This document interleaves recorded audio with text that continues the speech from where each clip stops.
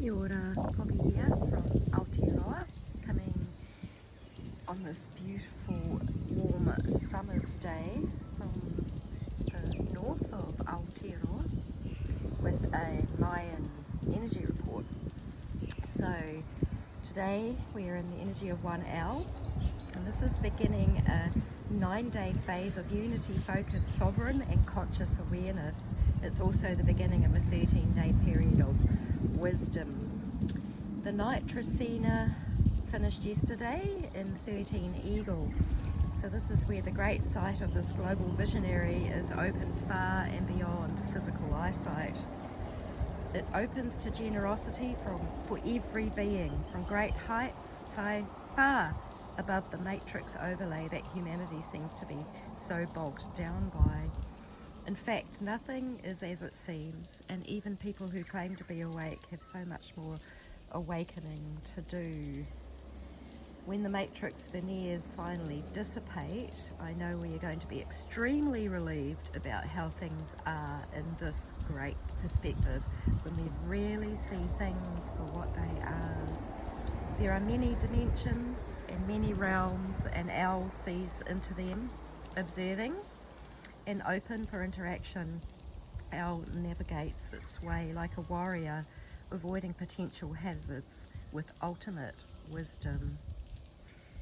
Our sun is very busy helping us awaken to the divine mysteries of creation with love and truth bombs of profound qualities of light. So there's a lot of solar flaring, there's a lot of activity going on with the sun, and it intensifies all the cosmic rays that are coming through the waves, and so our enlightenment increases with all of this solar activity. We keep waking up to more of what's real and what is. And as we receive these cosmic time frequency downloads, we are empowered to return to nature's way.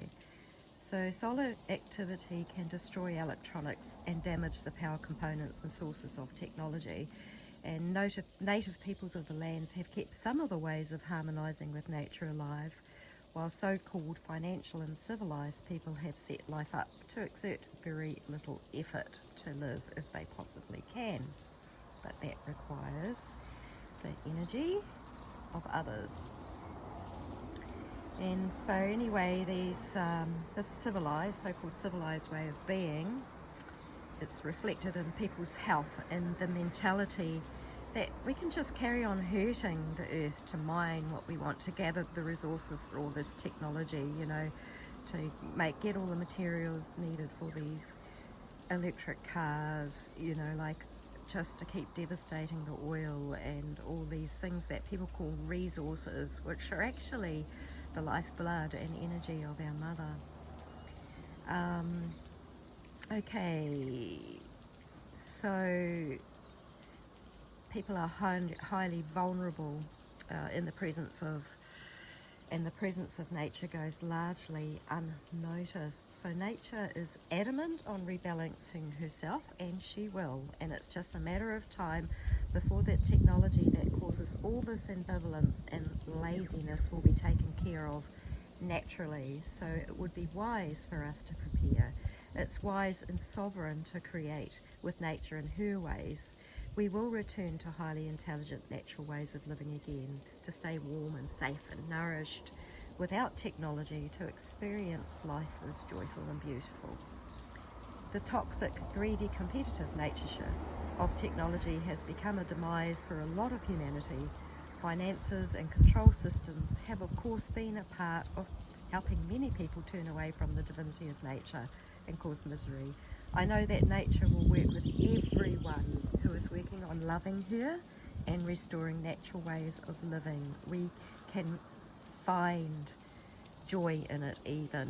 It's an amazing kind of quantum dynamic principle thing that I'm observing, is that as we harmonize with Earth, she's harmonizing with us. It's just a win-win-win thing. So we are remembering the intelligence we once had before buying into a financial system.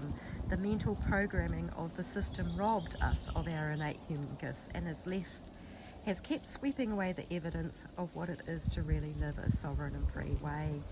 So let's gather together to live in ancient and intelligent ways of nature again. Let's remember our self-healing abilities and how beautiful life is in natural and organic balance. Pachamama, or Mother Earth, is keen to have us, her children, connected with her constantly. She gently guides us through the wisdom we have gained in coming this far in our evolution with her already. She is divinely connected with Father Sky, and unless we are too, we will lack joy, peace, freedom and happiness. I see Earth and Sky celebrating their union in plasma light dances. It's a fiery kind of passionate revival that I feel. I'm sure there's a very clever sounding scientific explanation that could dry up and it would be cold and calculated and keep people from the wonder of life and joy of living. And these things too often have actually just taken that joy and wonder of what we see and what we observe in nature in our way, and turning it into these common mindsets which are just depleting and keeping the vibe down. So I choose to see with Eagle in our vision. It's phenomenally amazing that way.